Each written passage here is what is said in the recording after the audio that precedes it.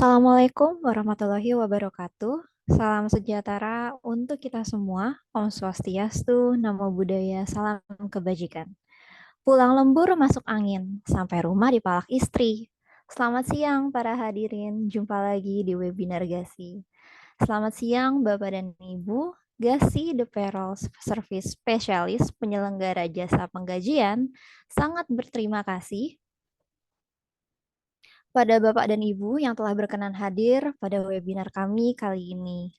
Melayani 123 klien terkemuka di Indonesia, GASI memiliki repositori pengetahuan penggajian yang ingin kami bagi melalui GASI webinar yang kami rencanakan akan kami lakukan secara berkala. Dan topik yang akan kita bahas pada webinar kami kali ini adalah isu yang selalu jadi topik pembicaraan di komunitas penggajian, yaitu mengenai hak-hak pekerja saat PHK, mulai dari kompensasi hingga perlindungan hukum. Telah hadir bersama saya Niki dan Rosda selaku pembicara dan juga saya dan Rizky selaku moderator. Dan bersama kita akan kupas tuntas hari ini terkait dengan hak-hak pekerja saat PHK, dari kompensasi hingga perlindungan hukum. Sebelum penjelasan perdana kami diberikan oleh narasumber kami, mohon Bapak dan Ibu berkenan izinkan kami rampungkan penjelasan terlebih dahulu sebelum kemudian kami buka sesi tanya jawab. Namun demikian, mohon Bapak dan Ibu sudah dapat segera mulai menuliskan pertanyaan Bapak dan Ibu di chat room sejak bahkan saat ini. Dan di sesi tanya jawab, kami akan pilih pertanyaan yang terbanyak ditanyakan untuk kami dahulukan jawab. Pertanyaan yang tidak sempat kami kupas tuntas di sesi hari ini, dengan senang hati akan kami jawab di kesempatan one-on-one session yang waktunya bisa kita sepakati bersama. Jadi silahkan Bapak dan Ibu tuliskan pertanyaan di chat room. Lebih banyak pertanyaan akan lebih mudah bagi kami memahami penjelasan yang paling Bapak dan Ibu butuhkan. Kami mohon izin ingatkan juga bahwa kami akan memberikan sertifikat kehadiran bagi Bapak dan Ibu yang menghadiri webinar kami sekurang-kurangnya 1 jam. Jadi kami berharap Bapak dan Ibu berkenan untuk terus mengikuti webinar kami hingga akhir. Baik, pembahasan perdana akan kami ajukan kepada Niki. Untuk pertanyaannya saya kembalikan lagi kepada Nanda. Silakan Nanda.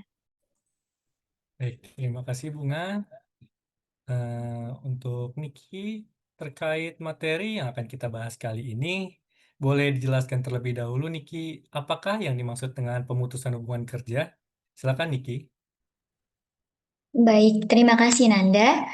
Jadi Bapak dan Ibu, untuk definisi dari pemutusan hubungan kerja atau yang biasa kita sebut dengan PHK adalah berakhirnya hubungan kerja baik antara pekerja dan juga pengusaha karena suatu hal tertentu. Kemudian, PHK juga bukan sekedar berhentinya pekerjaan, tetapi juga diikuti dengan berakhirnya hak dan kewajiban yang sebelumnya telah melekat pada pekerja maupun pengusaha. Dengan kata lain, Bapak dan Ibu, ketika terjadi PHK, maka terdapat konsekuensi hukum yang harus diperhatikan. Misalnya hak-hak pekerja seperti kompensasi, kemudian pesangon, atau hak lainnya yang diatur dalam ketentuan perundang-undangan maupun kewajiban pengusaha untuk memenuhinya. Oleh karena itu, penting bagi kita semua, baik pekerja dan juga pengusaha, untuk dapat memahami makna PHK secara tepat. Kemudian pemahaman ini menjadi dasar agar apabila proses PHK memang harus dilakukan, maka dapat berjalan sesuai dengan aturan yang berlaku dan tidak menimbulkan sengketa di kemudian hari. Demikian Bapak dan Ibu. Terima kasih Niki atas penjelasannya. Jadi seperti itu Bapak dan Ibu, PHK bukan hanya berlaku dalam pemberhentian pekerjaan, namun juga pemberhentian atas hak-hak dan kewajiban pekerja serta pengusaha, agar tidak menimbulkan sengketa di kemudian hari. Maka dari itu, proses hukumnya pun harus ditanggapi dengan serius. Oleh sebab itu, boleh dijelaskan Niki, dari mana landasan hukumnya terkait PHK ini? Silakan Niki. Baik. Bapak dan Ibu, terdapat beberapa peraturan yang mengatur tentang proses pemutusan hubungan kerja. Di antaranya yang pertama, yaitu Undang-Undang Nomor 13 Tahun 2003 tentang Ketenagakerjaan, yang mana undang-undang ini merupakan regulasi utama yang memang sejak awal sudah mengatur ketenagakerjaan di Indonesia, termasuk ketentuan mengenai PHK.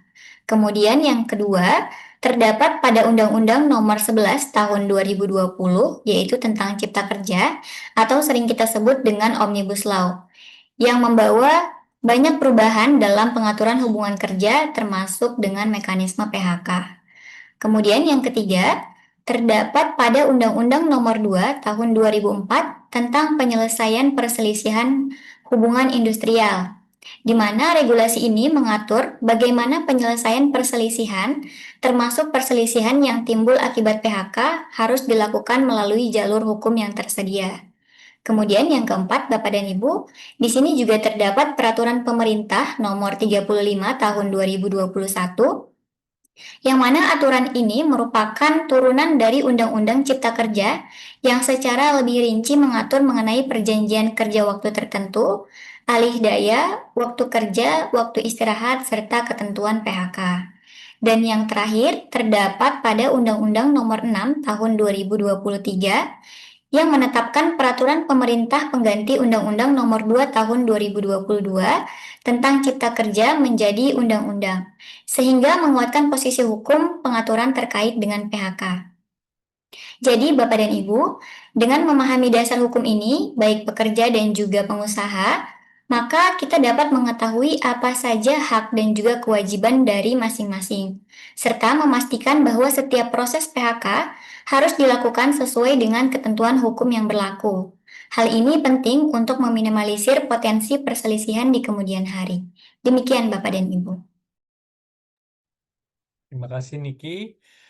Jadi seperti itu Bapak dan Ibu, atas landasan hukum dari PHK ini, dari Undang-Undang Ketenagakerjaan, Undang-Undang Cipta Kerja, Peraturan Pemerintah Nomor 35 2021, hingga Undang-Undang Nomor 6 2023, untuk menguatkan posisi hukumnya di mana proses atas hak dan kewajiban yang harus dijalankan, sehingga pekerja dan pengusaha terlindung secara hukum. Setelah kita memahami dasar hukumnya, lalu bagaimana untuk prinsip dari proses pemutusan hubungan kerja ini, Niki?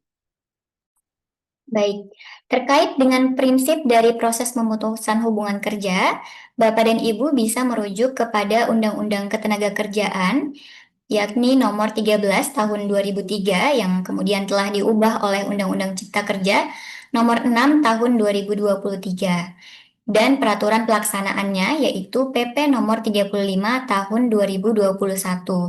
Di sini terdapat beberapa prinsip PHK, di antaranya yang pertama yaitu prinsip kehati-hatian. Sesuai dengan pasal 151 ayat 1 Undang-Undang Ketenagakerjaan, terdapat narasi bahwa baik pengusaha, pekerja atau buruh, kemudian serikat pekerja atau serikat buruh, dan juga pemerintah harus mengupayakan agar tidak terjadi pemutusan hubungan kerja. Pasal ini menjadi dasar utama yang menegaskan bahwa PHK harus kita hindari dan hanya boleh menjadi pilihan terakhir. Musyawarah untuk mendapatkan mufakat adalah hal yang harus kita tempuh terlebih dahulu. Kemudian, untuk prinsip yang kedua yaitu prinsip pemberitahuan. Kita dapat merujuk kepada pasal 151 ayat 2 Undang-Undang Ketenagakerjaan, di mana dalam hal segala upaya telah dilakukan, tetapi pemutusan hubungan kerja tidak dapat kita hindari, maka maksud dan alasan pemutusan hubungan kerja harus diberitahukan oleh pengusaha kepada pekerja atau buruh dan atau serikat pekerja atau buruh berdasarkan pasal 37 PP nomor 35 tahun 2021, yaitu harus disampaikan secara tertulis. Kemudian yang ketiga yaitu prinsip perlindungan hak pekerja. Pada pasal 156 ayat 1 Undang-Undang Ketenagakerjaan, dalam hal terjadinya pemutusan hubungan kerja, maka pengusaha wajib membayarkan uang pesangon dan atau uang penghargaan masa kerja serta uang penggantian hak yang seharusnya diterima oleh karyawan. Pasal ini menjadi dasar hukum yang mewajibkan pengusaha untuk memberikan kompensasi kepada pekerja yang terkena PHK. Lalu Bapak dan Ibu, untuk rincian dan perhitungan besaran uang pesangon, kemudian uang penghargaan masa kerja, uang penggantian hak telah diatur lebih lanjut dalam Peraturan Pemerintah Nomor 35 Tahun 2021. Lalu yang terakhir, di sini terdapat prinsip tidak boleh semena-mena.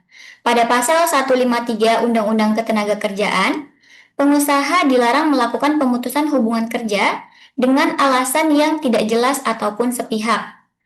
Di sini undang-undang secara tegas melarang PHK dengan alasan tertentu dan hanya memperbolehkan PHK jika didasarkan pada alasan yang diatur secara spesifik.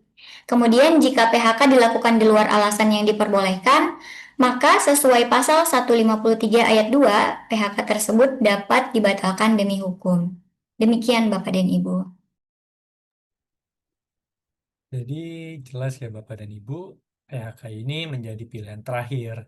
Dilakukan dengan kehati-hatian, disertai pemberitahuan tertulis, serta tetap menjamin hak-hak pekerja. Perusahaan pun dilarang untuk bertindak sewenang-wenang. Di dalam prinsip tersebut bisa dipahami bahwa ini mengikat agar prosesnya teratur dijalankan sesuai dengan hukum yang berlaku. Dan juga pasti ada pihak-pihak yang terlibat di dalam prosesnya. Maka dari itu, boleh dijelaskan Niki, siapa saja pihak yang dapat melakukan pemutusan hubungan kerja ini? Baik, Bapak dan Ibu, untuk siapa saja pihak yang dapat melakukan pemutusan hubungan kerja, di sini terdapat 3 pihak yang memang dapat melakukan pemutusan hubungan kerja. Yang pertama, seperti yang kita lihat pada slide, yaitu pengusaha, berdasarkan pada pasal 37 PP 35 tahun 2021, jika PHK tidak dapat dihindari, maka pengusaha diwajibkan untuk memberitahukan maksud dan juga alasan PHK kepada pekerja atau buruh dan atau serikat pekerja atau serikat buruh di dalam perusahaan. Apabila pekerja atau buruh yang bersangkutan merupakan anggota dari serikat pekerja ataupun serikat buruh. Kemudian, Bapak dan Ibu, selain pengusaha, terdapat pula pekerja yang dapat melakukan pemutusan hubungan kerja. Di sini, pekerja yang mengundurkan diri merupakan salah satu alasan PHK yang diperbolehkan. Dengan ketentuan pekerja mengundurkan diri atas kemauan sendiri dan harus memenuhi beberapa syarat sesuai dengan pasal 36 ayat 1 huruf I sesuai dengan PP nomor 35 tahun 2021, yaitu pekerja mengajukan permohonan pengunduran diri secara tertulis selambat-lambatnya 30 hari sebelum tanggal mulai pengunduran diri. Kemudian, pekerja tidak sedang dalam ikatan dinas, dan yang terakhir, pekerja tetap melaksanakan kewajibannya sampai tanggal mulai pengunduran diri. Lalu, selain pengusaha dan juga pekerja, terdapat pula pengadilan yang dapat melakukan pemutusan hubungan kerja. Berdasarkan pada pasal 39 PP 35 tahun 2021, dalam hal terjadi perbedaan pendapat mengenai pemutusan hubungan kerja, maka penyelesaian pemutusan hubungan kerja harus dilakukan melalui perundingan bipartit, yaitu antara pengusaha dan juga pekerja atau buruh. Lalu Bapak dan Ibu, dalam hal perundingan bipartit ini sebagaimana yang dimaksud pada ayat 2 tidak mencapai kesepakatan, maka penyelesaian pemutusan hubungan kerja tahap berikutnya dapat dilakukan melalui mekanisme penyelesaian perselisihan hubungan industrial atau PHI sesuai dengan ketentuan peraturan perundang-undangan. Demikian Bapak dan Ibu. Terima kasih Niki atas penjelasannya. Dari penjelasan tadi Bapak dan Ibu dapat kita simpulkan bahwa PHK dapat dilakukan oleh pengusaha maupun dari karyawan melalui pengunduran diri yang sah maupun dari putusan pengadilan bila terjadi perselisihan. Yang artinya PHK tidak dapat dilakukan secara sepihak tanpa prosedur yang sah. Lalu, apa yang menjadi alasan dari pihak-pihak tersebut sehingga pemutusan hubungan kerja ini bisa dilakukan, Niki? Baik. Terkait dengan apa saja alasan terjadinya pemutusan hubungan kerja, Bapak dan Ibu bisa merujuk kepada pasal 154A ayat 1 Undang-Undang Nomor 13 Tahun 2003, yaitu tentang ketenagakerjaan, kemudian Undang-Undang Nomor 11 Tahun 2020 tentang Cipta Kerja, dan juga peraturan turunannya, yakni Peraturan Pemerintah Nomor 35 Tahun 2021 tentang perjanjian kerja waktu tertentu, alih daya, waktu kerja, dan juga waktu istirahat, serta pemutusan hubungan kerja. Pada pasal 36, ada beberapa alasan yang menyebabkan perusahaan diperbolehkan untuk melakukan pemutusan hubungan kerja. Di antaranya, yang pertama, apabila penggabungan, peleburan, pengambil alihan, atau pemisahan, dan pekerja tidak bersedia melanjutkan hubungan kerja atau pengusaha tidak bersedia menerima pekerja. Kemudian alasan yang kedua, apabila perusahaan melakukan efisiensi diikuti dengan penutupan perusahaan atau tidak diikuti dengan penutupan perusahaan yang disebabkan perusahaan mengalami kerugian. Kemudian yang ketiga, apabila perusahaan tutup yang disebabkan karena perusahaan mengalami kerugian secara terus-menerus, yakni selama 2 tahun. Lalu alasan yang keempat, apabila terdapat force majeure atau keadaan memaksa. Kemudian, alasan yang kelima, apabila dalam keadaan penundaan kewajiban pembayaran hutang. Kemudian, apabila perusahaan mengalami pailit. Lalu yang ketujuh, apabila pekerja melanggar perjanjian kerja bersama atau peraturan perusahaan. Kemudian yang kedelapan, saat pekerja mengalami sakit yang berkepanjangan ataupun cacat akibat kecelakaan kerja dan tidak dapat melakukan pekerjaannya melampaui 12 bulan. Lalu yang kesembilan, apabila pekerja atau buruh mengundurkan diri atas kemauan sendiri dan harus memenuhi syarat sebagai berikut. Yang pertama, mengajukan permohonan pengunduran diri secara tertulis, yakni selambat-lambatnya 30 hari sebelum tanggal mulai pengunduran diri. Kemudian, tidak terikat dalam ikatan dinas dan juga tetap melaksanakan kewajibannya sampai tanggal mulai pengunduran diri. Kemudian alasan selanjutnya yaitu apabila pekerja mangkir 5 hari kerja atau lebih berturut-turut tanpa keterangan tertulis yang dilengkapi dengan bukti sah dan telah dipanggil oleh pengusaha atau pemberi kerja yaitu 2 kali secara patut dan tertulis. Kemudian yang ke-11, apabila pekerja tidak melakukan pekerjaannya selama 6 bulan akibat ditahan pihak yang berwajib karena diduga melakukan tindakan pidana. Kemudian apabila pekerja memasuki usia pensiun dan yang terakhir yaitu apabila pekerja atau buruh meninggal dunia. Demikian Bapak dan Ibu alasan yang terjadi yang dapat digunakan apabila terjadinya pemutusan hubungan kerja. Terima kasih Niki atas penjelasannya. Jadi, Bapak dan Ibu, undang-undang sudah merinci berbagai alasan yang memperbolehkan dilakukannya PHK. baik dari kondisi perusahaan karena merger, efisiensi, pilot, dan juga dari posisi karyawan sendiri dalam melakukan pelanggaran hukum, sakit berkepanjangan, mengundurkan diri, pensiun, hingga meninggal dunia. Banyak alasan yang bisa menjadi tolak ukur terjadinya PHK. Namun, kalau dikatakan sebaliknya, yang tidak boleh menjadi alasan dalam terjadinya PHK apa saja, Niki? Baik, Bapak dan Ibu, selain alasan diperbolehkannya dilakukan PHK seperti yang sudah disampaikan sebelumnya, terdapat pula alasan-alasan yang melarang pengusaha untuk melakukan PHK. Hal ini kita bisa merujuk sesuai dengan ketentuan pasal 153 ayat 1 Undang-Undang Cipta Kerja nomor 11 tahun 2020, di mana dalam undang-undang tersebut menyebutkan bahwa pengusaha dilarang melakukan pemutusan hubungan kerja kepada pekerja atau buruh dengan alasan sebagai berikut. Yang pertama, pekerja berhalangan masuk kerja karena sakit menurut keterangan dokter selama waktu tidak melampaui 12 bulan secara terus-menerus.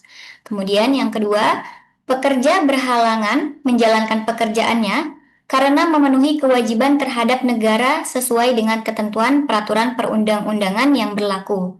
Lalu yang ketiga, apabila pekerja menjalankan ibadah yang diperintahkan agamanya. Kemudian yang keempat, apabila pekerja sekantor dengan pasangan atau keluarga lainnya, atau pekerja mempunyai pertalian darah dan atau ikatan perkawinan dengan pekerja lainnya di dalam suatu perusahaan.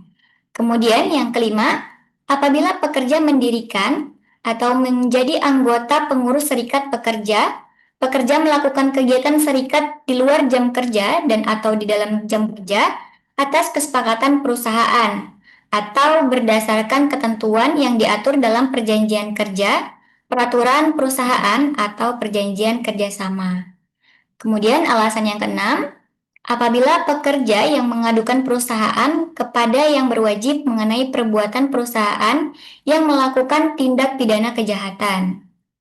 Kemudian yang ketujuh, apabila terdapat perbedaan faham, agama, kemudian aliran politik, suku, warna kulit, golongan, jenis kelamin, kondisi fisik, dan juga status perkawinan. Lalu alasan yang berikutnya adalah apabila pekerja dalam keadaan cacat tetap atau sakit akibat kecelakaan kerja, sakit karena hubungan kerja yang menurut surat keterangan dokter yang jangka waktu penyembuhannya belum dapat dipastikan. Kemudian yang kesembilan, pekerja perempuan hamil, melahirkan, gugur kandungan atau menyusui bayinya, dan yang terakhir yaitu pekerja yang menikah. Demikian untuk alasan yang dilarang untuk terjadinya pemutusan hubungan kerja. Baik, Bapak dan Ibu, tadi itu sudah dijelaskan ya dari Niki, pelarangan dalam pemutusan hubungan kerja juga dikuatkan dalam Undang-Undang Cipta Kerja yang sudah disebutkan tadi, sehingga PHK ini tidak boleh dilakukan dengan alasan paling general itu menyangkut kesehatan dan pandangan agama yang berbeda maupun karena alasan politik yang artinya dilindungi secara hukum agar tidak ada terjadinya diskriminasi. Namun bagaimana kalau sampai perusahaan melakukan PHK yang tidak sesuai dengan ketentuan yang berlaku nih? Baik, Bapak dan Ibu, bagaimana kalau sampai perusahaan melakukan PHK tidak sesuai dengan ketentuannya? Di sini kita dapat merujuk kepada PP nomor 35 tahun 2021 tentang Undang-Undang Cipta Kerja, di mana terdapat sanksi yang dikenakan kepada pemberi kerja, yaitu yang pertama sanksi perdata. Untuk sanksi perdata ialah sanksi di mana perusahaan diwajibkan untuk membayar sejumlah kompensasi berupa hak karyawan, yaitu seperti uang pesangon, kemudian uang penghargaan masa kerja, dan juga uang penggantian hak sesuai dengan perhitungan yang telah diatur dalam undang-undang. Selain itu, jika kasus PHK diselesaikan melalui mediasi atau pengadilan hubungan industrial, maka perusahaan diwajibkan untuk membayar upah proses. Untuk upah proses di sini adalah upah yang seharusnya diterima oleh pekerja selama proses penyelesaian PHK berlangsung. Selain itu, Bapak dan Ibu, selain sanksi perdata, terdapat pula sanksi administratif, yaitu berupa teguran tertulis dari Dinas Ketenagakerjaan. Kemudian apabila perusahaan mengabaikan teguran yang telah diberikan tersebut, maka pemerintah dapat membatasi kegiatan usaha serta mencabut izin perusahaan. Lalu, sanksi yang ketiga yaitu sanksi pidana akan dikenakan jika pelanggaran yang dilakukan oleh pengusaha sudah tergolong berat, di mana sanksi ini diberikan berupa denda hingga penjara bagi pengusaha yang enggan membayar untuk kompensasi PHK yang telah disebutkan pada poin 1.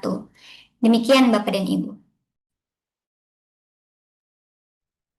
Jadi seperti itu Bapak dan Ibu, langkah yang bisa diambil apabila PHK tidak berjalan dengan sesuai dengan perundang-undangan yang sudah diatur, maka bisa dikenakan sanksi mulai dari pelanggaran ringan hingga pelanggaran berat.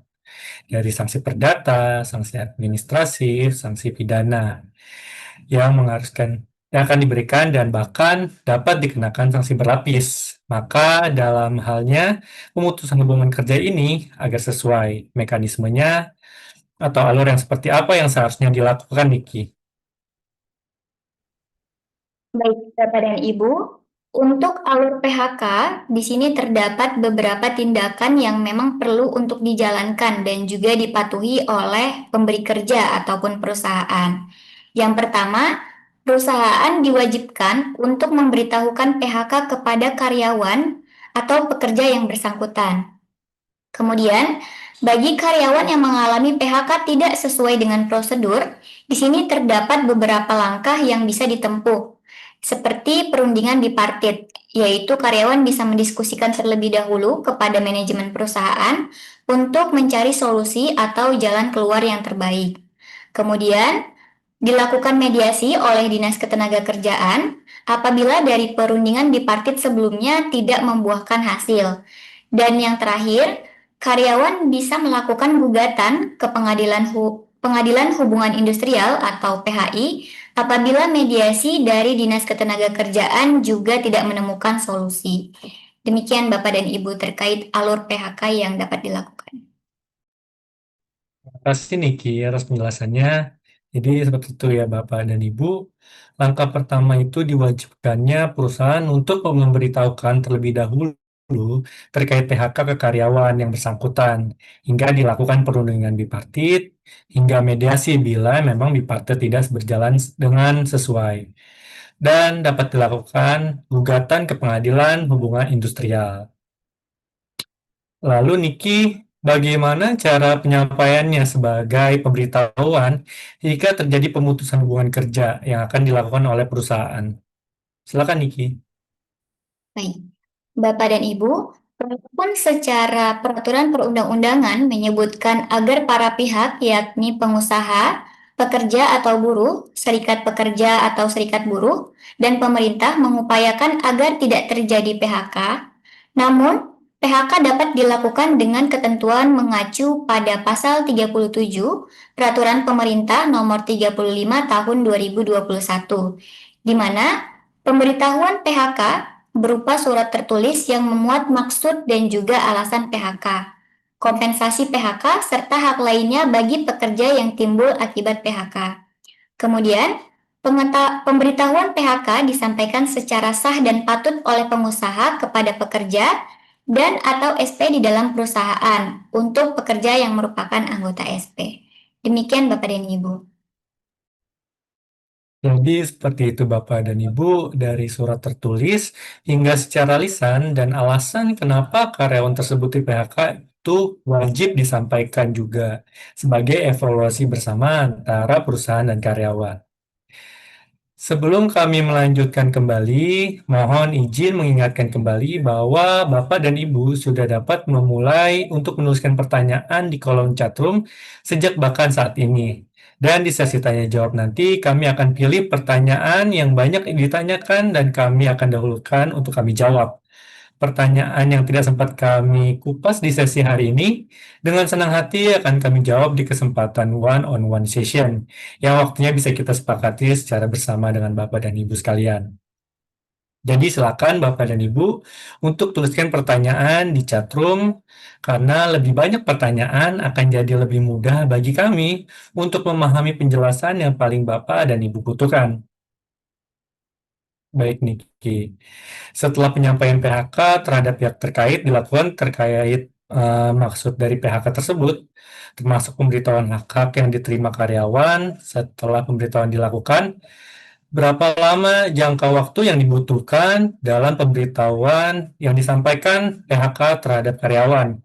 Dan apakah ada keadaan di mana pemberitahuan PHK ini memang tidak perlu untuk disampaikan kepada pekerja, Niki? Silakan, Niki. Bapak dan Ibu, sesuai dengan ketentuan pada pasal 37 ayat 3 sampai 4 Peraturan Pemerintah Nomor 35 Tahun 2021, di sini pemberitahuan PHK dapat dilakukan yaitu paling lambat 7 hari kerja sebelum PHK dalam hal PHK dilakukan dalam masa percobaan atau paling lambat 14 hari kerja sebelum PHK untuk PHK selain dikarenakan tidak lulus masa percobaan PHK yang tidak memerlukan pemberitahuan PHK. Selanjutnya, menurut Pasal 151A UU CK dan juga Pasal 52 Ayat 3 Peraturan Pemerintah Nomor 35 Tahun 2021, pengusaha tidak perlu memberitahukan PHK apabila pekerja yang pertama mengundurkan diri atas kemauan sendiri, kemudian apabila hubungan kerja berakhir sesuai dengan PKWT, kemudian apabila pekerja telah mencapai usia pensiun sesuai dengan perjanjian kerja, peraturan perusahaan ataupun perjanjian kerja bersama, kemudian apabila pekerja meninggal dunia, atau apabila pekerja melakukan pelanggaran yang bersifat mendesak di PHK yang mana telah diatur dalam perjanjian kerja dan juga perjanjian kerja bersama. Demikian Bapak dan Ibu. Terima kasih Niki atas penjelasannya dan Bapak Ibu sekalian. Selanjutnya kita ke Rosda. Selamat siang Rosda. Ya, selamat siang, Nanda. Rosda, tadi kan sudah diberitahukan oleh Niki, pemberitahuan harus dilakukan dalam jangka waktu paling lambat itu 7 hari sebelum hari terakhir karyawan bekerja. Dan juga di saat karyawan PKWT masa kerjanya berakhir, pensiun, meninggal dunia, maka tidak ada kewajiban untuk pemberitahuan PHK dari perusahaan. Aturan ini memberi kepastian hukum bagi kedua belah pihak. Kini masuk ke topik utama kita terkait hak yang akan diterima pekerja. Hak-hak apa saja yang akan diberikan ketika karyawan mengalami PHK, Rosda? Silakan, Rosda. Baik, Bapak dan Ibu, pada bagian ini kita akan membahas mengenai hak-hak pekerja ketika mengalami pemutusan hubungan kerja atau PHK. PHK tentu bukan situasi yang diharapkan oleh siapapun, baik perusahaan maupun pekerja. Namun, jika hal ini terjadi, Undang-Undang Ketenagakerjaan di Indonesia sudah mengatur dengan jelas apa saja hak yang seharusnya diterima oleh pekerja. Nah, kita akan membahas lebih detail nih mengenai komponen hak yang akan timbul atas PHK tersebut, seperti uang pesangon, uang penggantian penghargaan masa kerja, dan juga hak-hak lainnya sesuai dengan penyebab terjadinya PHK. Dan dengan memahami ketentuan ini, diharapkan kita semua dapat memiliki gambaran yang lebih jelas, sehingga kita ketika menghadapi situasi PHK, baik pekerja maupun perusahaan bisa menjalankannya secara adil, transparan, dan juga sesuai aturan. Yang pertama yaitu perhitungan dari uang pesangon. Uang pesangon adalah hak yang diterima pekerja ketika terjadi pemutusan hubungan kerja, yang perhitungannya didasarkan pada gaji pokok ditambah dengan tunjangan tetap. Besaran pesangon ini tidak sama untuk setiap orang Bapak Ibu, melainkan menyesuaikan dengan masa kerja.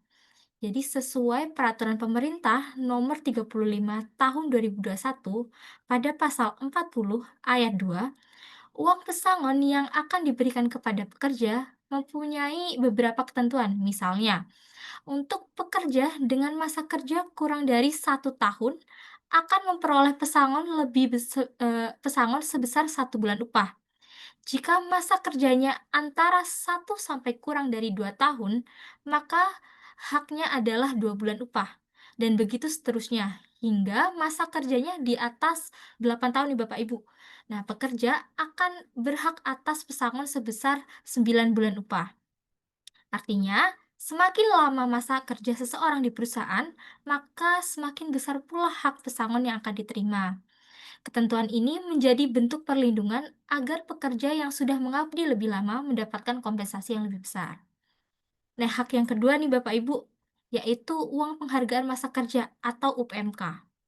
UPMK merupakan hak pekerja yang diberikan sebagai bentuk penghargaan atas loyalitas dan pengabdian yang telah diberikan kepada perusahaan. Berbeda dengan pesangon, UPMK hanya diberikan kepada pekerja yang memiliki masa kerja minimal 3 tahun. Nah, besaran UPMK dihitung berdasarkan lamanya masa kerja dan dinyatakan dalam kelipatan upah.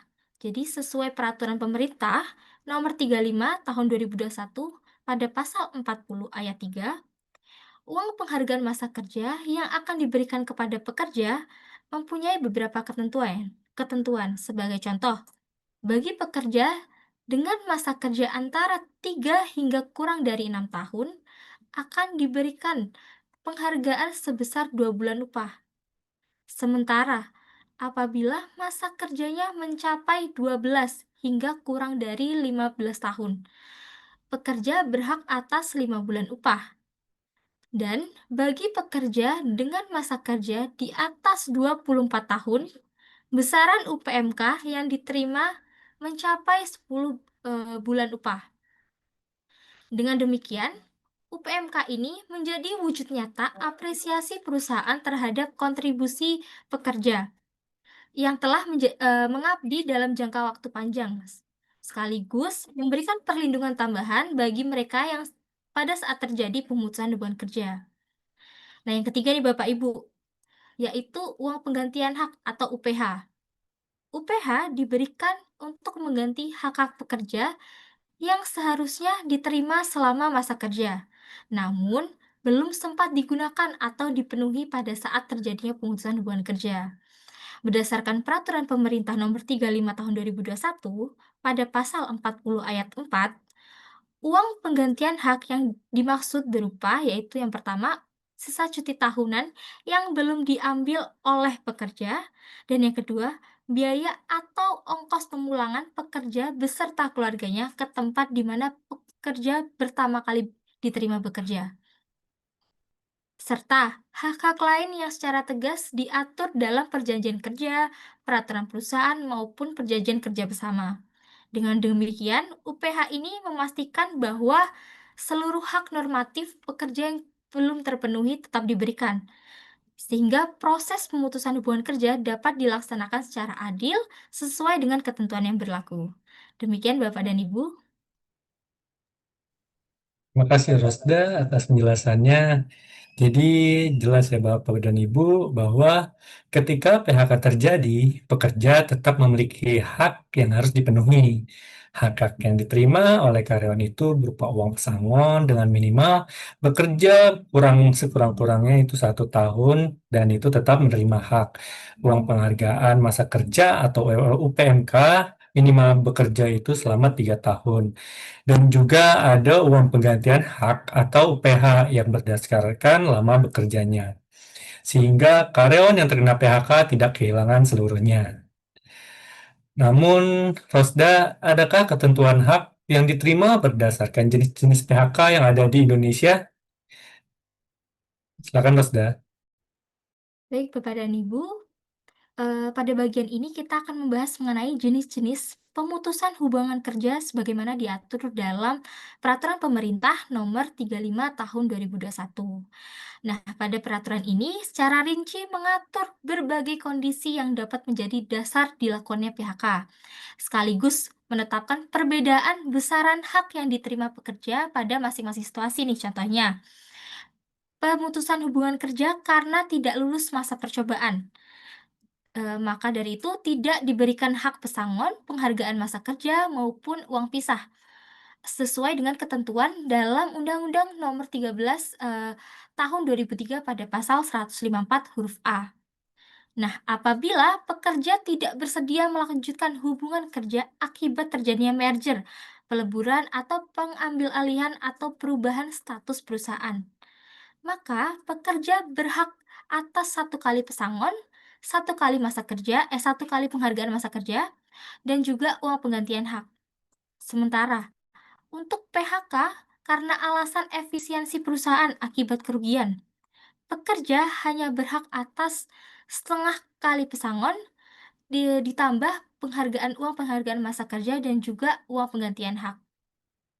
Dan apabila dalam kondisi force majeure atau keadaan memaksa, tetapi tidak sampai tutup perusahaannya, maka hak yang diberikan juga berbeda, yaitu sebesar 0,75 untuk uang pesangonnya ditambah dengan hak lainnya. Dan juga perusahaan apabila force majeure ini atau keadaan memaksa ini sampai tutup, maka pekerja berhak atas 0,5 atas uang pesangon ditambah dengan UPMK, uang penghargaan masa kerja, dan juga uang penggantian hak.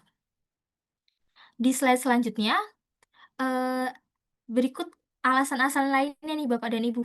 Contohnya, jika perusahaan menunda kewajiban pembayaran utang atau dinyatakan pailit, pekerja tetap memperoleh pesangon meski jumlahnya bisa berkurang setengahnya. Dan juga bila pekerja mengundurkan diri atas kemauan sendiri atau mangkir tanpa keterangan, maka hak yang diberikan adalah hanya uang pisah.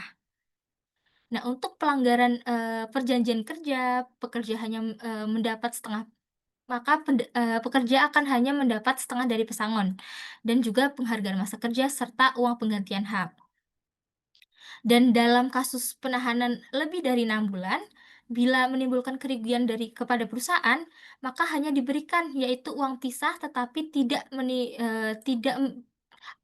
bila tidak menimbulkan kerugian, maka masih mendapatkan yaitu hak pesangon sebagian.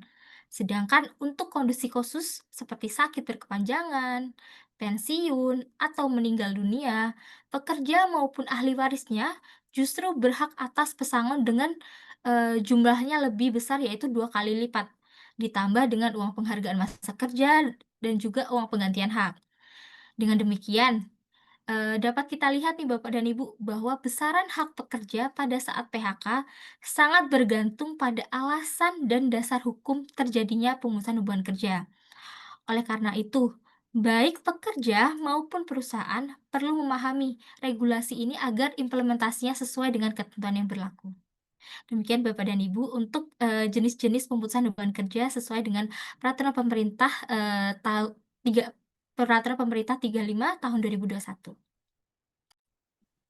Terima kasih Rosda atas penjelasannya tadi ya Ibu. Bapak sesuai dengan penjelasan dan slide sebelumnya bahwa hak-hak PHK diberikan sesuai dengan jenis PHK yang dimana penerimaannya itu dikali faktorial dari 0,5, 0,75, 1 hingga 2 kali upah dari masing-masing hak, yang didasari juga dari masa bekerja dan juga jenis PHK yang diberikan dari perusahaan. Nah, Rosda, bisakah berikan 2 case contoh perhitungan atas hak-hak pekerja dari yang sudah Rosda jelaskan tadi, Rosda? Silakan, Rosda. Baik Bapak dan Ibu, berikut adalah 2 contoh case atas perhitungan uang pesangon nih Bapak Ibu. Contohnya untuk case yang pertama, Ardi merupakan karyawan dari PT A yang sudah bekerja selama 3 tahun. Dan karena PT A dilakukan nih penggabungan dengan PT M, maka dari itu Ardi mengalami PHK dan mendapatkan pesangon. Nah, berapa pesangon yang dibayarkan oleh PT A? Jika upah Ardi yaitu sebesar Rp7.000.000 dan Ardi tidak memiliki sisa cuti. Nah, yang pertama yaitu hak yang diterima adalah uang pesangon atau UP. Karena 3 tahun masa bekerja, maka uang pesangonnya yaitu faktorial 1 dikali 4 bulan upah, yaitu upahnya 7 juta, maka didapatkan uang pesangon yaitu Rp28 juta. Dan uang penghargaan masa kerja atau UPMK, karena 3 tahun masa bekerja, maka uang penghargaan masa kerja itu yaitu faktornya 1 dikali 2 bulan upah, yaitu 7 juta, maka mendapatkan uang penghargaan masa kerja atau UPMK sebesar 14 juta. Dan uang penggantian hak karena Ardi tidak memiliki, sisa cuti yaitu, 0, kemudian maka uang pesangon yang dibayarkan PTA yaitu sebesar 42 juta rupiah. Dan di slide selanjutnya berikut adalah case 2.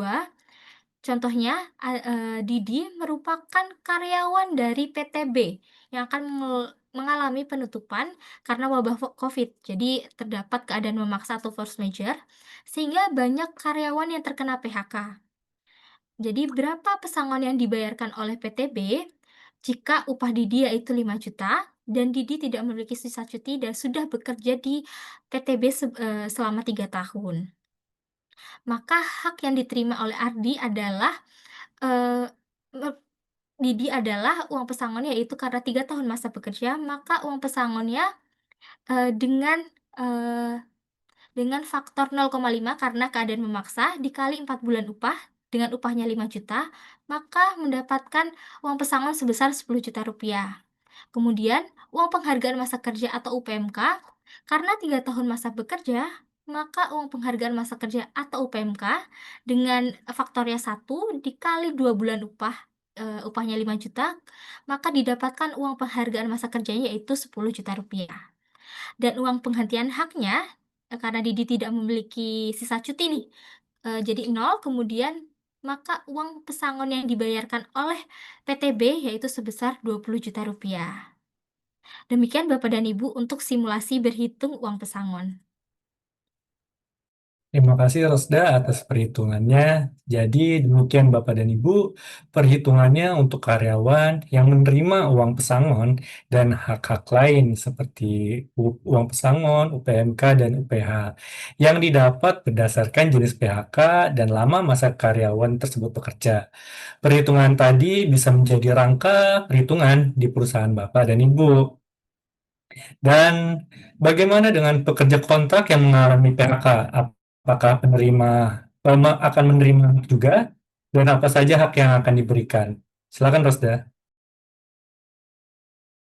Baik Bapak dan Ibu, untuk pekerja kontrak yang di pemutusan hubungan kerja, maka jenis hak yang bisa didapatkan adalah uang ganti rugi saja atau uang kompensasi.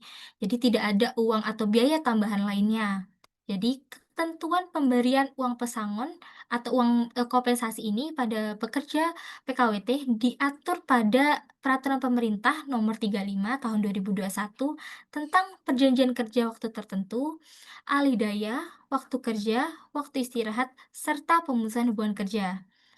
Nah, jadi uang kompensasi PKWT diberikan, pada saat berakhirnya dari PKWT tersebut, dan juga uang kompensasi diberikan bagi pekerja yang telah mempunyai masa kerja paling sedikit yaitu 1 bulan secara terus-menerus dengan ketentuan.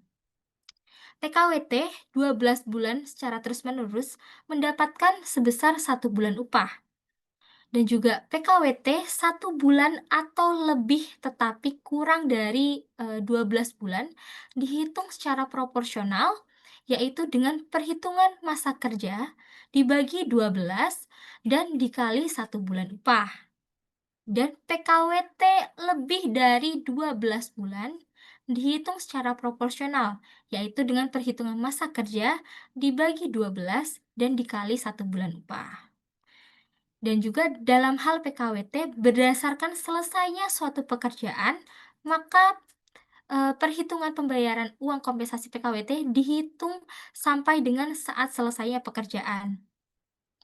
Nah, uang kompensasi PKWT pada usaha mikro dan kecil diberikan oleh pengusaha kepada pekerja berdasarkan kesepakatan pada peraturan, perusahaan atau perjanjian kerja bersama. Kemudian, untuk pemberian uang kompensasi pada PKWT tidak berlaku bagi tenaga kerja asing nih Bapak Ibu, yang dipekerjakan oleh pemberi kerja dalam hubungan kerja berdasarkan PKWT. Demikian Bapak dan Ibu untuk hak yang diterima untuk pekerja kontrak yang mengalami, pemutusan hubungan kerja. Terima kasih Rosda atas penjelasannya. Jadi, hak yang diterima oleh pekerja PKWT atau dengan masa kerja kontrak dengan waktu tertentu itu hanya mendapatkan uang pesangon dan uang kompensasi. Ini juga dilihat juga ya dari perjanjian masa kerjanya. Dengan paling sedikit 1 bulan masa kerja secara terus-menerus. Dengan kata lain, dihitung secara proporsional. Jadi seperti itu Bapak dan Ibu. Jelang saya minta Niki untuk memberikan rangkuman ringkas dan kesimpulan atas bincang-bincang kita hari ini, mengingatkan kembali Bapak dan Ibu tersisa beberapa menit untuk menuliskan pertanyaan di kolom chatroom. Pertanyaan yang terbanyak yang ditanyakan akan kami prioritaskan untuk kami bada bersama, dan pertanyaan yang tidak terjawab di sesi hari ini dengan senang hati akan kami layani di one-on-one session di waktu terpisah yang akan kita sepakati bersama Bapak dan Ibu. Baik, Niki bisa berikan rangkuman dan kesimpulan atas bincang-bincang tips dan triks penggajian pada hari ini, Niki. Baik, Bapak dan Ibu, adapun rangkuman dan juga kesimpulan yang dapat kita ambil dari bincang-bincang tips and trik penggajian hari ini adalah yang pertama, PHK hanya dapat terjadi apabila pekerja dan juga pengusaha memiliki hubungan kerja dan PHK tidak terjadi tanpa ada kesalahan atau pelanggaran atau keadaan tertentu. Kemudian terdapat beberapa pihak yang dapat melakukan PHK. Di antaranya pengusaha, kemudian pekerja, dan atau pengadilan. Lalu yang ketiga, di dalam peraturan terdapat alasan diperbolehkannya PHK dan juga terdapat alasan tidak diperbolehkannya dilakukan PHK. Lalu terkait dengan hak-hak karyawan pada saat PHK, di sini terdapat uang pesangon, kemudian uang penghargaan masa kerja, dan juga uang penggantian hak. Lalu yang terakhir, untuk karyawan kontrak yang mengalami PHK, maka diberikan juga uang kompensasi PKWT terhadap karyawan tersebut. Demikian Bapak dan Ibu rangkuman dan juga kesimpulan dari bincang-bincang tips and trik penggajian hari ini. Terima kasih Niki sudah merangkum dan menyimpulkan ya atas bincang-bincang tips dan trik pengajian pada hari ini. Atas materi kali ini kita sudah membahas dari penjelasan apa itu PHK, landasan hukumnya, prinsip-prinsipnya, mekanismenya, penjelasan dan perhitungan hak-haknya yang diterima oleh karyawan. Semoga penjelasan dari kami mampu dipahami oleh Bapak dan Ibu sekalian. Mohon izin mengingatkan kepada Bapak dan Ibu bahwa kami akan memberikan sertifikat kehadiran bagi Bapak dan Ibu yang sudah mengikuti webinar kami sekurang-kurangnya 1 jam. Dan juga sertifikat kehadiran ini bagi Bapak dan Ibu yang sudah mengikuti GASI, Payrolls, and HR Connect. Bagi Bapak dan Ibu yang belum mengikuti GASI Payroll and HR Connect, Bapak dan Ibu bisa mengklik link yang kami bagikan pada kolom chatroom atau yang terlihat pada layar Zoom Bapak dan Ibu. Dan izinkan kami mengundang Bapak dan Ibu untuk mengikuti webinar kami selanjutnya yang kami rencanakan akan kami adakan pada 8 Oktober 2025 dengan topik terpilih yaitu khawatir fluktuasi PPh pasal 21 di akhir tahun. Kami punya solusinya untuk bisnis Anda. Lalu Bapak dan Ibu bisa mengikuti produk demo kami yang kami jadwalkan pada setiap Senin pukul 3 sore sampai 4 sore. Dan Bapak Ibu bisa mendaftarkan diri melalui link yang kami bagikan pada kolom chatroom atau yang terlihat pada layar Zoom Bapak dan Ibu. Selanjutnya, bila Bapak dan Ibu memiliki pertanyaan lebih lanjut mengenai produk kami, Bapak dan Ibu bisa menghubungi melalui kontak info yang akan kami bagikan pada kolom chatroom atau yang terlihat pada layar Zoom Bapak dan Ibu. Baik Bapak dan Ibu, kita jelang sesi tanya-jawab. Rizky akan membacakan pertanyaan terpilih untuk kita bahas secara bersama. Silakan Rizky. Baik, terima kasih Nanda. Saya akan membacakan pertanyaan-pertanyaan yang sudah terpilih dari Bapak dan Ibu yang sudah diajukan pada kolom chatroom dan mari kita bahas bersama. Dari pertanyaan, ada pertanyaan dari Bapak Malik. Pertanyaannya adalah seringkali kerja bingung mengenai hak apa saja yang tetap melekat pada mereka saat terjadi PHK. Bisa dijelaskan apa saja hak normatif yang sebenarnya dijamin oleh undang-undang dan tidak boleh diabaikan oleh perusahaan? Silahkan teman-teman. Ya, Bapak Malik, jadi hak pekerja saat dilakukan pemutusan hubungan kerja diatur jelas dalam Undang-Undang Ketenagakerjaan yang sudah disesuaikan dengan Undang-Undang Cipta Kerja. Paling tidak ada 3 komponen utama nih untuk hak yang akan diterima, yaitu yang pertama uang pesangon atau UP, uang penghargaan masa kerja atau UPMK, dan juga uang penggantian hak atau UPH, seperti contohnya cuti yang belum diambil atau biaya atau ongkos pulang dari pekerja dari tempat tempat tinggal hingga tempat bekerjanya. Nah, hak-hak ini bersifat wajib diberikan dan tidak bisa dinegosiasi ke bawah dari ketentuan minimal undang-undang. Seperti itu, Bapak Malik, untuk hak normatif atas yang perlu dibayarkan oleh perusahaan. Baik, terima kasih Rosda atas penjelasannya. Sudah dijelaskan Bapak dan Ibu bahwa ada beberapa komponen utama mengenai hak-hak yang perlu diberikan dan diterima oleh karyawan yang terkena PHK. Baik dari uang pesangon, uang penghargaan masa kerja atau UPMK, dan uang penggantian hak. Baik, pertanyaan selanjutnya ada dari Bapak Vin. Pemerintah melalui UU Cipta Kerja dan PP Nomor 35 Tahun 2021 mengatur ulang mengenai skema kompensasi PHK. Dari sisi praktikalnya, bagaimanakah perhitungan pesangon, uang penghargaan masa kerja, serta penggantian hak yang harus diperhatikan oleh pekerja? Silahkan teman-teman.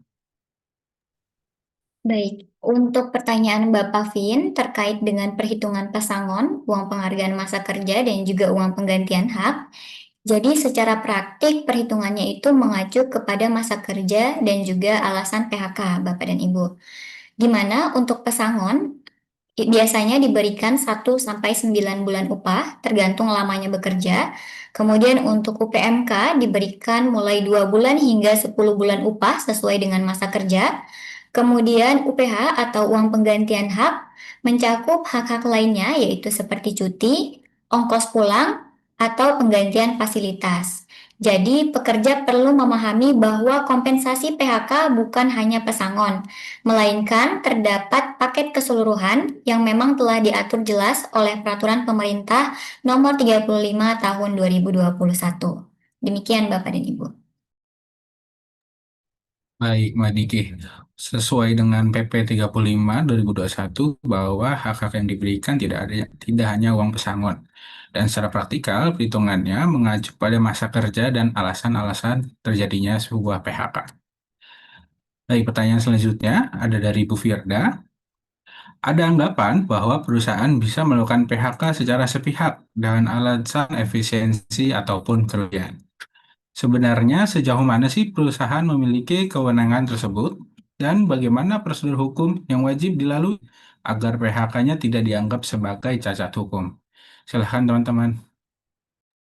Baik, Ibu Firdah, perusahaan memang bisa melakukan pemutusan hubungan kerja dengan alasan tertentu, misalnya efisiensi atau kerugian. Namun, tidak boleh dilakukan sepihak. Prosesnya harus melalui perlindungan bipartit terlebih dahulu. Jika gagal, dilanjutkan ke mediasi atau konsiliasi dari Dinas Ketenagakerjaan, bahkan sampai dari Pengadilan Hubungan Industrial atau PHI, bila tidak tercapai kesepakatan. Jadi tanpa melalui mekanisme ini, pemutusan hubungan kerja berpotensi dianggap cacat hukum dan merugikan perusahaan sendiri. Ya, demikian Ibu Firda. Baik, Mbak Rosda.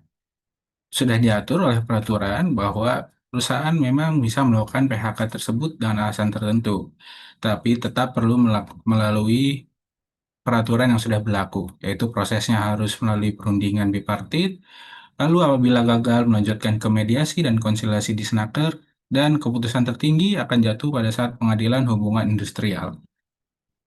Jadi pertanyaan selanjutnya ada dari Bapak Yohanes. Pertanyaannya mengenai untuk pegawai yang diputus hubungan kerjanya karena low performance, apakah diatur oleh undang-undang untuk perhitungan pembayaran pesangon, UPMK, dan penggantian haknya? Silahkan teman-teman. Baik, untuk pertanyaan dari Bapak Yohanes, di sini Bapak dan Ibu kita bisa merujuk ke dalam daftar alasan PHK yaitu di Undang-Undang Nomor 13 Tahun 2003 maupun Peraturan Pemerintah Nomor 35 Tahun 2021 bahwa tidak ada frasa yang menyatakan mengenai low performance ataupun kinerja buruk. Alasan PHK oleh pengusaha yang diatur umumnya berupa efisiensi, kemudian kerugian, ataupun force majeure, atau pelanggaran perjanjian kerja, mangkir, sakit berkepanjangan, pensiun, meninggal dunia, dan lain sebagainya. Jadi, Bapak dan Ibu, PHK dengan alasan kinerja buruk biasanya diturunkan ke pasal pekerja melanggar perjanjian kerja atau peraturan perusahaan atau dapat pula ke mekanisme penilaian kinerja dalam perjanjian kerja bersama ataupun peraturan perusahaan. Baik, Bapak dan Ibu, karena tidak ada alasan PHK yang disebabkan karena low performance yang diatur di dalam peraturan, maka sebaiknya pemberi kerja ataupun pengusaha dapat memperjelas ketentuan ini di dalam perjanjian kerja yang dapat mengakibatkan karyawan di PHK. Sehingga ketika nantinya terdapat karyawan yang melakukan pelanggaran, alasan tersebut dapat digunakan, alasan yang dapat digunakan adalah sesuai pasal 36 huruf K Peraturan Pemerintah Nomor 35 Tahun 2021. Namun, sebelum dilakukannya PHK, perlu diberikan terlebih dahulu surat peringatan 1, 2, dan 3 secara berturut-turut kepada karyawan. Lalu Bapak dan Ibu, terkait dengan perhitungan kompensasi karyawan, maka karyawan akan mendapatkan yang pertama uang pesangon yaitu 0,5 dari ketentuan pasal 40 ayat 2 Peraturan Pemerintah Nomor 35 Tahun 2021. Kemudian karyawan juga mendapatkan UPMK atau uang penghargaan masa kerja satu kali sesuai dengan ketentuan pasal 40 ayat 3. Dan yang terakhir, karyawan mendapatkan penggantian hak sesuai dengan pasal 40 ayat 4. Demikian Bapak dan Ibu. Baik, terima kasih Kak Mbak Niki atas pertanyaan tersebut. Yang perlu dititikbawahi Bapak dan Ibu bahwa pentingnya ada tertulis peraturan secara jelas mengenai PHK yang low performance ini diatur pada perjanjian kerja sehingga ketika nanti terdapat karyawan yang melakukan pelanggaran kembali dan melakukan low performance, kita memiliki pengaturan yang jelas. Baik, selanjutnya ada pertanyaan dari Oktriana Safira. Apakah ada aturan yang menuliskan karyawan menyusui tidak bisa di PHK? Lalu jika dari segi performance sudah tidak bisa untuk dipertahankan, apakah perusahaan harus menunggu sampai dengan 2 tahun? Karena idealnya menyusui sampai dengan umur 2 tahun. Silahkan teman-teman. Ya, baik, Ibu Oktriana. Jadi, dengan mengacu langsung ke Undang-Undang Nomor 13 Tahun 2023 dan juga pada Undang-Undang 11 Nomor 11 Tahun 2020 yaitu Cipta Kerja dan juga pada Peraturan Pemerintah Nomor 35 Tahun 2021 dan juga Undang-Undang Nomor 6 Tahun 2023, larangan PHK untuk pekerja perempuan yaitu dijelaskan pada Undang-Undang Nomor 13 pada pasal 153 ayat 1, pengusaha dilarang melakukan pemutusan hubungan kerja dengan alasan pekerja atau buruh menikah, hamil, melahirkan, gugur kandungan, atau menyusui anaknya. Jadi pada pasal ini masih berlaku meskipun Undang-Undang Cipta Kerja dan juga ada peraturan pemerintah tahun nomor 35 tahun 2021 melakukan beberapa perubahan. Jadi substansi larangan pemutusan hubungan kerja pada pekerja perempuan tetap dipertahankan.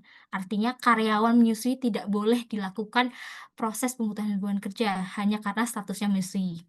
Dan juga jika dari segi performance nih, maka larangan pemutusan hubungan kerja ini di atas berlaku apabila pemutusan hubungan kerja karena statusnya hamil atau melahirkan atau menyusui.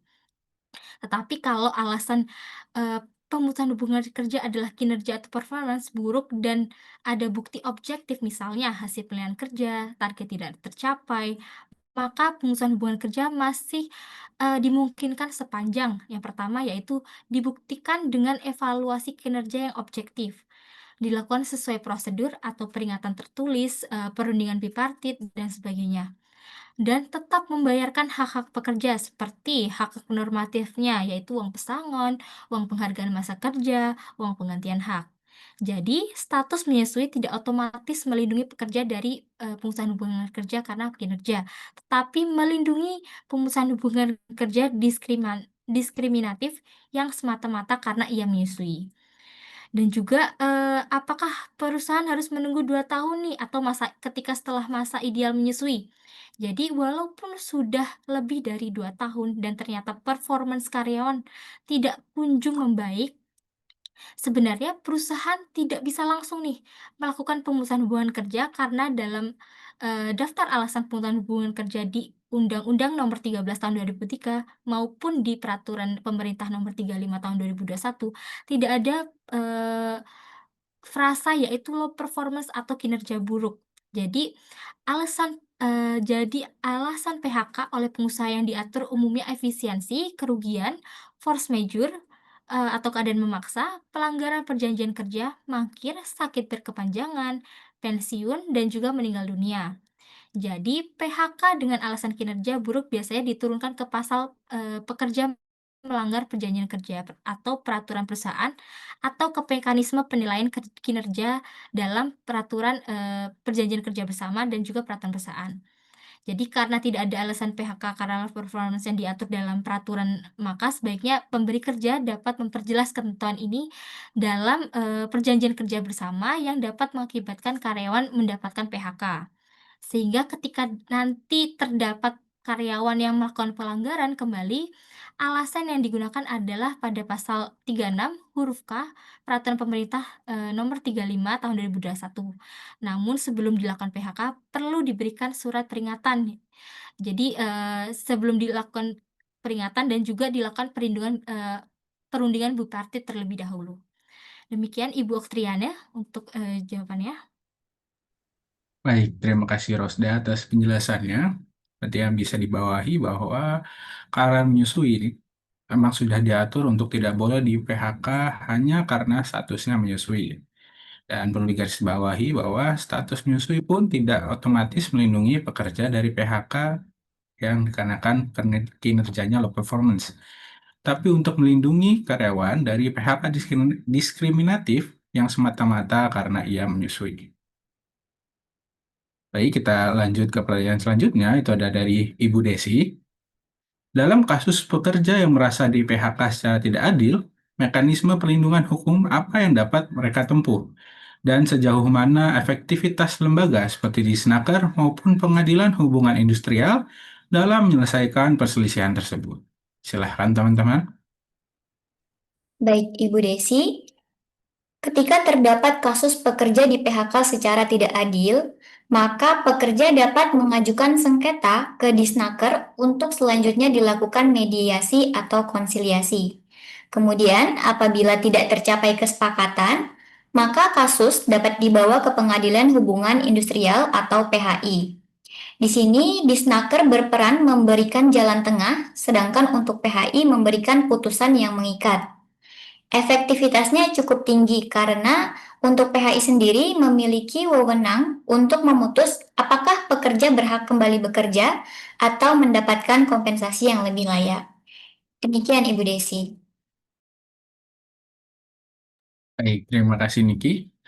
Sudah jelas bahwa cukup efektif ketika terjadi sebuah kasus di mana pekerja merasa di PHK secara tidak adil karena hal tersebut pun sudah diatur oleh perundang-undangan.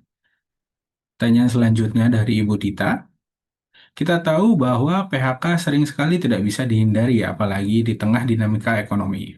Dari sisi pekerja, langkah strategis apa saja yang sebaiknya dipersiapkan agar ketika terjadi PHK, mereka tidak hanya paham hak-haknya, tapi juga siap secara finansial dan karir. Silahkan teman-teman. Baik Ibu Rita, jadi langkah strategis untuk yang dipersiapkan agar ketika kita menghadapi pemutusan hubungan kerja nih. Jadi ada dua sisi yang perlu disiapkan. Yang pertama yaitu dari sisi hukum, pekerja harus paham hak normatifnya dan juga menyimpan dokumen penting seperti kontrak, slip gaji, surat perjanjian kerja. Dan yang kedua, dari sisi pribadi nih, yaitu kita harus mempersiapkan tabungan darurat, meningkatkan keterampilan, dan juga aktif membangun jejaring profesional.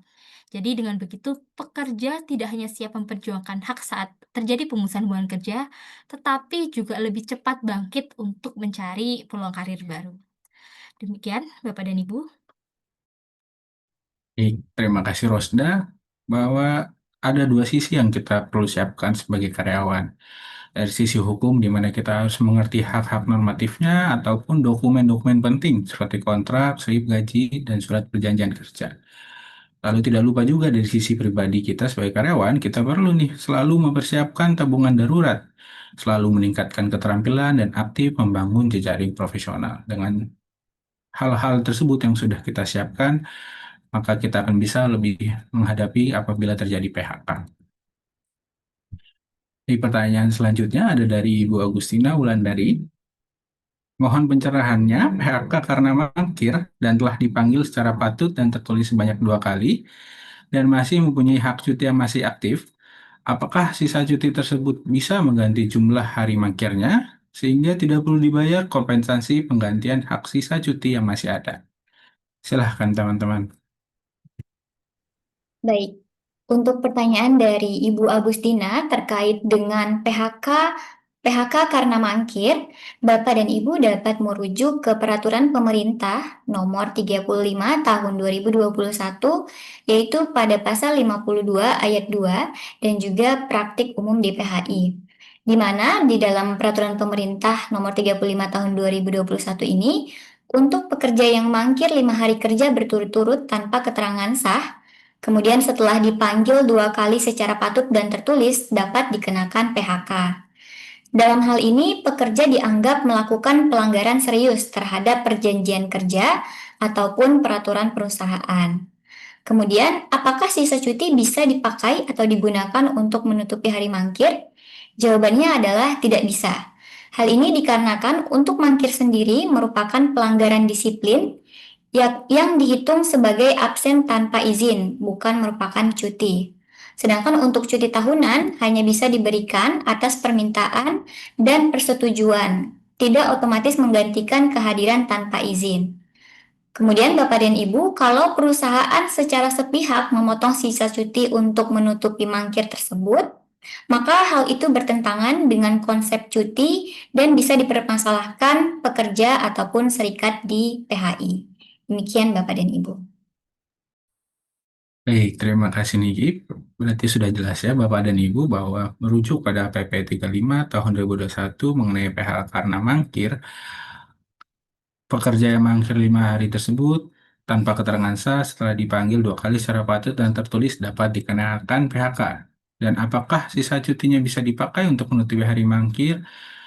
Jawabannya sudah dengan jelas tidak bisa, dan perusahaan secara sepihak memotong di sisa cuti untuk menutup mangkir pun tidak boleh dilakukan karena bertentangan dengan konsep cuti dan bisa dipermasalahkan pekerja atau serikat di PHI. Baik, pertanyaan selanjutnya dari Bu Julia Halim. Apakah uang penggantian hak sebesar 15% masih berlaku di UU Omnibus Law? Silahkan teman-teman.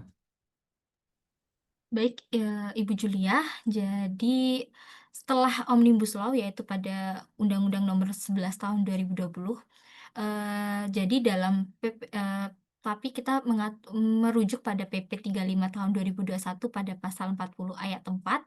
Nah, uang penggantian hak atau UPH itu hanya meliputi atas cuti tahunan yang belum gugur, ongkos pulang pekerja atau buruh dan keluarganya ke tempat di mana pekerja atau buruh diterima bekerja. Dan juga hak-hak lain yang ditetapkan dalam perjanjian kerja, peraturan perusahaan, dan juga perjanjian kerja bersama. Jadi tidak ada lagi ketentuan uang penggantian sebesar 15% atas perumahan, pengobatan, dan juga perawatan yang sifatnya otomatis. Jadi kalau perusahaan masih ingin memberikan 15%, sifatnya sukarela atau berdasarkan dengan kesepakatan kerja bersama, bukan lagi sesuai pada undang-undang. Demikian Bapak dan Ibu. Baik, terima kasih Rosda. Berarti untuk sekarang sudah tidak ada lagi ketentuan uang penggantian sebesar 15%. untuk perumahan, pengobatan, perawatan yang bersifatnya otomatis ya, Rusda. Oke, pertanyaan selanjutnya dari Bapak Reza. Izin bertanya, apabila karyawan di PHK karena tidak lulus percobaan ataupun karena tidak kompeten dalam bekerja, apakah berhak untuk menolak PHK-nya? Silahkan teman-teman. Baik, Bapak Reza, dalam Peraturan PP 35 Tahun 2021 Pasal 12 dijelaskan bahwa masa kerja dengan perjanjian PKWTT tidak boleh mensyaratkan adanya masa percobaan. Sehingga ketika perusahaan ingin menerapkan masa percobaan untuk karyawan baru, maka seharusnya perjanjian kerjanya adalah PKWT. Dan untuk PKWT ini tidak berlaku PHK. Lalu, untuk hak-hak ataupun kewajiban yang perlu dilakukan oleh perusahaan bergantung pada isi dari perjanjian kerja, kemudian ditambah uang kompensasi sesuai PP 35 tahun 2021. Dan yang pasti, karyawan juga tidak akan mendapatkan uang pesangon atau UPMK. Kemudian pertanyaan selanjutnya, bagaimana jika karyawan menolak atas PHK tersebut? Karena perjanjian kerjanya atas dasar PKWT, maka sebenarnya aturan mengenai penolakan PHK menjadi tidak berlaku kembali. Demikian Bapak dan Ibu. Baik, terima kasih Niki atas penjelasannya. Kita lanjut ke pertanyaan selanjutnya, itu dari Ibu Nana.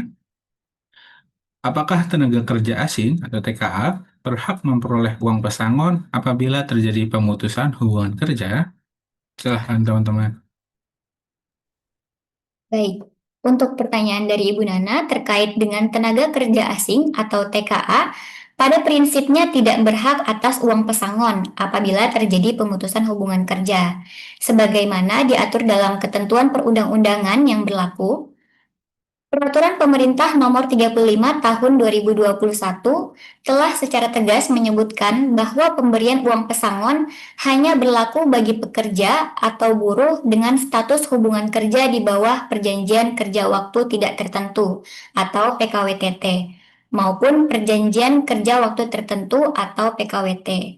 Namun tidak berlaku bagi TKA.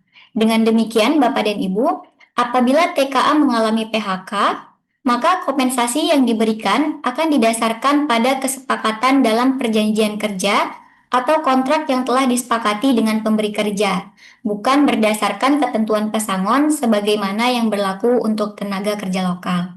Demikian Bapak dan Ibu. Baik, terima kasih Niki.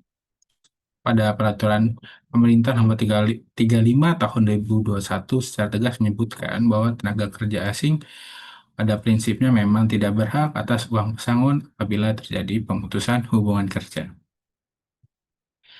Baik, lalu ada pertanyaan dari Ibu Nadia. Dalam kondisi apa pekerja hanya berhak atas uang pisah tanpa pesangon? Silahkan teman-teman. Baik Ibu Nadia, jadi pekerja hanya berhak atas uang pisah tanpa pesangon dalam kondisi tertentu. Jadi sebagaimana diatur dalam Peraturan Pemerintah Nomor 35 Tahun 2021, situasi tersebut antara lain yaitu ketika pekerja mengundurkan diri atas kemauan sendiri tanpa adanya tekanan dari perusahaan, sepanjang memenuhi prosedural yang ditetapkan. Serta ketika pekerja mangkir selama 5 hari berturut-turut tanpa keterangan yang sah, setelah dipanggil secara resmi sebanyak 2 kali secara tertulis, eee,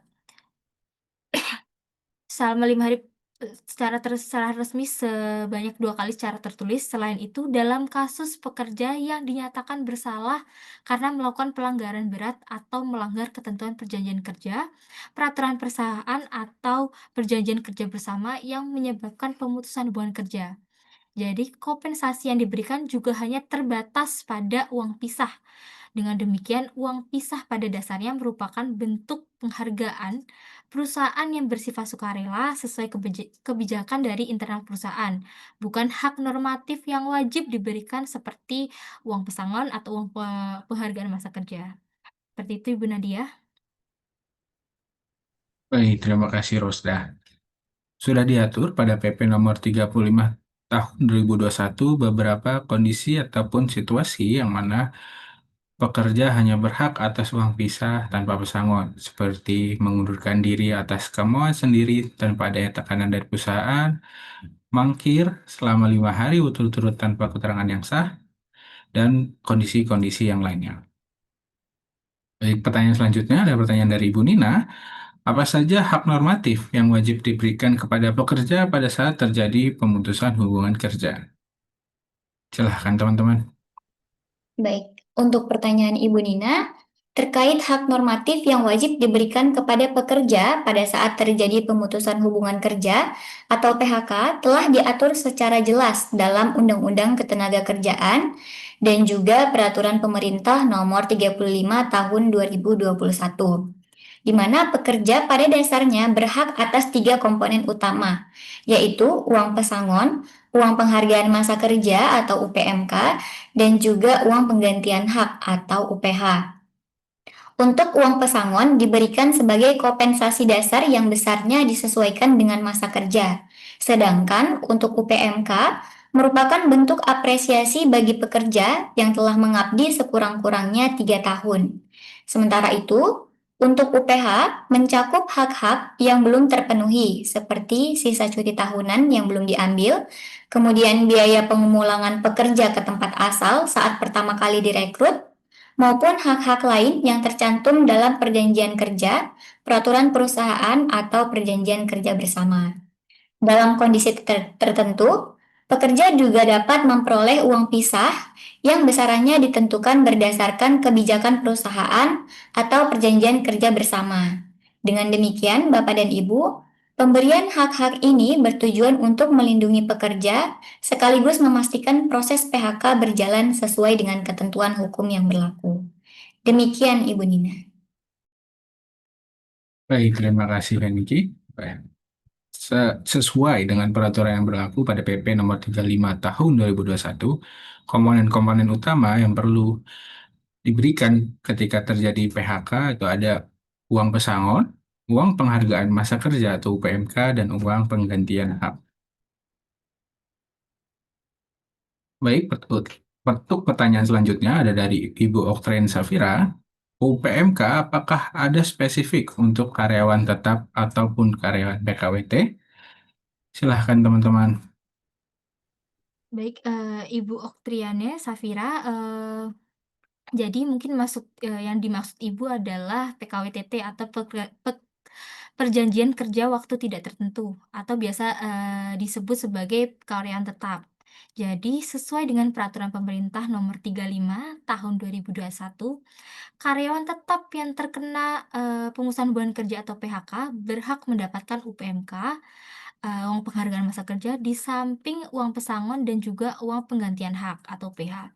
Dengan syarat masa kerja minimum yaitu 3 tahun secara terus-menerus karena diberikan sebagai bentuk penghargaan atas loyalitas dan pengabdian karyawan yang telah bekerja dalam jangka waktu lama di perusahaan. Nah, untuk detailnya dapat merujuk pada pasal 40 ayat 3 di Peraturan Pemerintah nomor 35 tahun 2021. Karena jika karyawan PKWT atau perjanjian kerja waktu tertentu itu karyawan kontrak yang tidak berhak atas UPMK atau uang penghargaan masa kerja. Alasannya adalah karena hubungan kerja dari PKWT bersifat sementara dan berakhir setelah jangka waktu yang disepakati habis. Dan hubungan kerja ini tidak dimaksudkan untuk jangka panjang seperti PKWTT. Sebagai gantinya, karyawan PKWT berhak atas uang kompensasi saat berakhirnya kontrak kerja dan juga hak baru yang ditetapkan dalam Undang-Undang Cipta Kerja dan juga Peraturan Pemerintah Nomor 35 Tahun 2021. Baik, Rosda, terima kasih atas penjelasannya. Sesuai dengan Peraturan Pemerintah Nomor 35 Tahun 2021, karyawan tetap ataupun PKWTT yang terkena pemutusan hubungan kerja berhak mendapatkan UPMK. Baik, untuk pertanyaan selanjutnya dari Wildayati Dayat, UPMK dapat dihitungnya saat karyawan permanen atau tetap bisa dihitung dari masa kontrak pertama saat karyawan belum jadi permanen. Silahkan teman-teman. Baik, untuk pertanyaan dari Ibu Wilda, apakah masa kontrak atau PKWT dihitung ke UPMK jika karyawan berubah menjadi karyawan tetap? Secara hukum formal atau aturan tertulis, untuk masa kerja PKWT tidak otomatis dihitung ke dalam masa kerja PKWTT untuk perhitungan UPMK, karena keduanya adalah status hubungan yang berbeda. Namun, terdapat pengecualian jika terdapat klausal dalam perjanjian kerja atau perjanjian kerja bersama atau peraturan perusahaan yang menyatakan masa kontrak diakui sebagai masa kerja, maka masa PKWT boleh dihitung. Kemudian jika tidak terdapat klausal, maka default hukum masa kerja dihitung yaitu sejak diangkat menjadi PKWTT. Kemudian Bapak dan Ibu terdapat dua penerapan umum yang diterapkan. Yang pertama, PKWT langsung lanjut ke PKWTT tanpa putus. Artinya masa kerja lanjut dihitung dari awal PKWT. Lalu uang kompensasi PKWT tidak dibayarkan kecuali diatur lain dalam perjanjian kerja, perjanjian perusahaan atau perjanjian kerja bersama. Kemudian PKWT kontrak putus lalu kemudian diangkat menjadi PKWTT. Masa kerja diriset ke awal PKWTT dan untuk uang kompensasi PKWT wajib dibayarkan saat kontrak PKWT berakhir. Demikian Ibu Wilda. Baik, terima kasih Mbak Niki. Mengenai masa kontrak PKWT, apakah bisa dihitung ke UPMK jika jadi tetap? Tertulis secara hukum formal bahwa masa kerja PKWT tidak otomatis dihitung ke dalam masa kerja PKWTT untuk perhitungan UPMK, dan karena keduanya adalah status hubungan kerja yang berbeda. Kita ke pertanyaan selanjutnya dari Ibu Oktrin Safira. Pemberian kompensasi PKWT ini apakah sifatnya sudah konstitusional? Karena terakhir diketahui bahwa masih bersifat inkonstitusional. Silahkan teman-teman. Baik, Ibu Oktriana, jadi memang sebelumnya pada peraturan Perpu pada nomor 2 tahun 2022, yaitu Cipta Kerja disahkan menjadi Undang-Undang nomor 3 tahun 2023. Jadi sekarang dasar hukumnya sudah permanen dan konstitusional. Untuk detail perhitungannya tetap merujuk kepada Peraturan Pemerintah nomor 35 tahun 2021. Dengan pengesahan ini tidak ada lagi status inkonstitusional bersyarat. Jadi aturan kompensasi dari PKWTT sudah final dan berlaku sah. Artinya, setiap pekerja kontrak atau PKWTT yang berakhir kontrak dengan masa kerja lebih dari 1 bulan berhak atas kompensasi. Meskipun kontraknya habis secara natural dan bukan karena pemutusan hubungan kerja. Demikian Bapak Ibu dan Ibu. Baik, terima kasih Mbak Rosda. Berarti sudah jelas ya, Bapak dan Ibu, bahwa sekarang sifatnya sudah menjadi konstitusional. Baik, mari kita ke pertanyaan selanjutnya dari Ibu Indrawati Iswan. Apakah pemberian surat peringatan harus berurutan? Apabila terjadi pelanggaran berat, apakah bisa langsung kita berikan SP3? Silahkan teman-teman. Baik, terkait dengan konsep surat peringatan ataupun SP, ini diatur di dalam Undang-Undang Nomor 13 Tahun 2003, yaitu pada pasal 161, di mana undang-undang ini masih berlaku pasca Omnibus Law. Untuk isi aturannya sendiri adalah pekerja yang melakukan pelanggaran ketentuan perjanjian kerja, perjanjian perusahaan, atau perjanjian kerja bersama dapat dikenakan SP atau surat peringatan. Untuk SP di sini berlaku maksimal 6 bulan. Kemudian apabila pekerja melakukan pelanggaran lagi setelah SP masih berlaku, bisa dilakukan PHK. Jadi pada praktiknya Bapak dan Ibu, karyawan dapat diberikan surat peringatan 1, 2, dan 3 dengan jeda waktu tertentu, yakni biasanya 6 bulan. Kemudian apakah SP harus dilakukan secara berurutan? Untuk pelanggaran disiplin ringan ataupun sedang, biasanya dapat dilakukan secara berurutan, yaitu SP1, SP2, dan juga SP3. Sesuai dengan Peraturan Pemerintah Nomor 35 Tahun 2021, dalam penjelasan Pasal 52 Ayat 1, dijelaskan bahwa surat peringatan harus diberikan secara berurutan. Tujuannya adalah untuk dapat memberikan pelajaran atau memberikan kesempatan untuk karyawan yang dapat berubah. Namun, jika pelanggaran yang dilakukan oleh karyawan adalah pelanggaran yang sifatnya mendesak atau biasa kita sebut dengan pelanggaran berat, maka kita dapat merujuk pada PP 35 tahun 2021, yaitu pada pasal 52 ayat 2, yakni pekerja yang melakukan kesalahan berat, misalnya pencurian, penggelapan, penganiayaan, membawa narkoba, dan lain sebagainya, bisa langsung di PHK tanpa melalui SP bertahap. Kemudian dalam praktiknya, perusahaan sering mengeluarkan SP3 langsung sebagai dasar administratif sebelum PHK, meskipun tidak ada SP1 atau SP2 sebelumnya. Demikian Bapak dan Ibu. Baik, terima kasih Niki.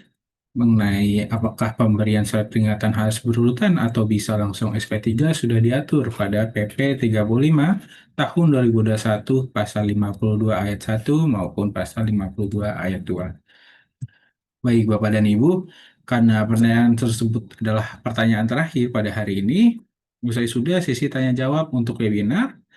Selanjutnya, izinkan saya kembalikan kepada rekan saya Nanda. Terima kasih Rizky. Baik Bapak dan Ibu, saya sudah webinar Gasi berbagi tips dan trik penggajian pada hari ini. Berharap bermanfaat bagi Bapak dan Ibu. Izinkan kami sampaikan bahwa kami akan kirimkan link materi dan rekaman webinar hari ini yang dapat diakses di website. Kami mohon Bapak dan Ibu berkenan untuk mengisikan post survei setelah meninggalkan Zoom webinar ini. Terutama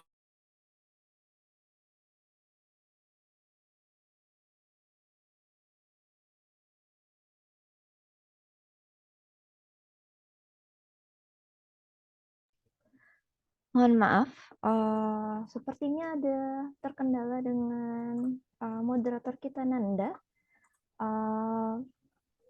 Mohon izin saya ambil alih. Bapak dan Ibu, usai sudah webinar kami, webinar Gasi berbagi tips dan trik penggajian pada hari ini. Berharap bermanfaat bagi Bapak dan Ibu. Izinkan kami sampaikan bahwa kami akan mengirimkan link materi dan rekaman webinar hari ini yang dapat diakses di website kami. Lalu kami mohon Bapak dan Ibu juga berkenan untuk mengisikan post survei setelah meninggalkan Zoom webinar hari ini. untuk kami Terutama untuk kami lalu jadi paham bagaimana kami bisa selenggarakan webinar yang lebih baik, karena memang kami berencana menjalankan webinar Gasi berbagi pengetahuan penggajian secara berkala. Dan kami lalu akan jadi paham topik penggajian apa yang paling relevan bagi Bapak dan Ibu. Mohon juga menyampaikan bagi Bapak dan Ibu yang masih memiliki pertanyaan atau membutuhkan layanan Gasi, silahkan hubungi kami dan dengan amat senang hati akan kami layani. Selamat siang Bapak dan Ibu. Terima kasih telah berkenan hadir dan sampai bertemu di sesi Gasi webinar berikutnya. Bunga mawar harum mewangi disiram pagi oleh sang puan. Saya akhiri acara hari ini. Terima kasih. Semoga acaranya berkesan.